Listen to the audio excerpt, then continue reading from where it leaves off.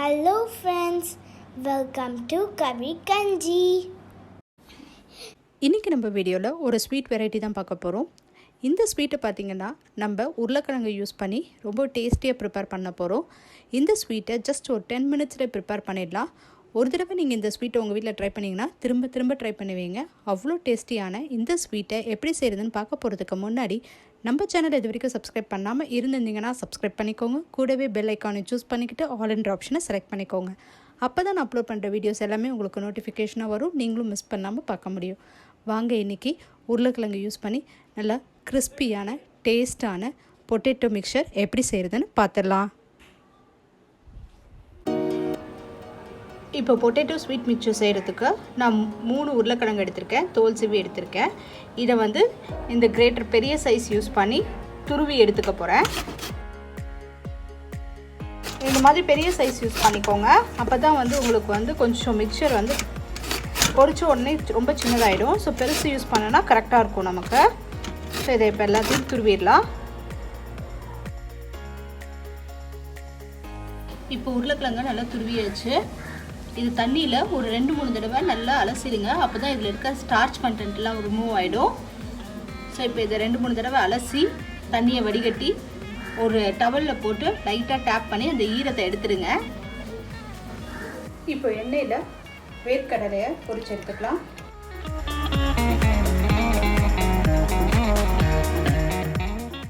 இப்போ வேர்க்கடலையை பொரிச்சாச்சு, எடுத்துடலாம். கொஞ்சம் உலர் திராட்சை அதையும் ஃப்ரை பண்ணிடலாம். இது எடுத்துடலாம். பாதாம் கொஞ்சம் கட் பண்ணி வச்சுருக்கேன், அதையும் ஃப்ரை பண்ணிடலாம்.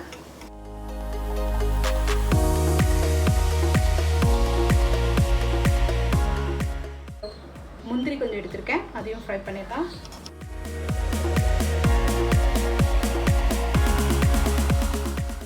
இப்போ நம்ம உருளைக்கிழங்கை ஃப்ரை பண்ணி எடுத்துக்கலாம்.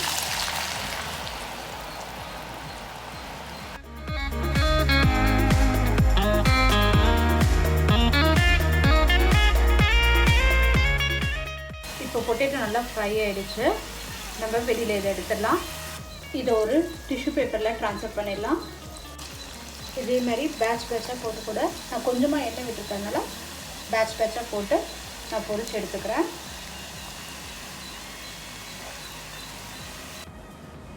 இப்போ பொட்டேட்டோவை ஃப்ரை பண்ணி எடுத்துகிட்டு வந்தாச்சு. இது கூட ஒரு 2 ஸ்பூன் அளவுக்கு பவுடர் சுகர் ஆட் பண்ணிக்கலாம். இது கூட இப்போது நம்ம ஃப்ரை பண்ணி வச்சுருந்த நட்ஸ் எல்லாத்தையும் சேர்த்துக்கலாம்.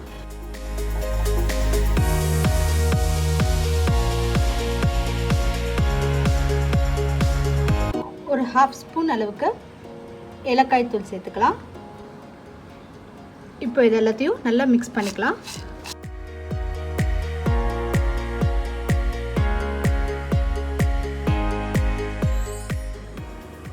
இப்போ நமக்கு ரொம்பவே டேஸ்டியான பொட்டேட்டோவில் செஞ்ச மிக்சர் சூப்பராக ரெடி ஆயிடுச்சு.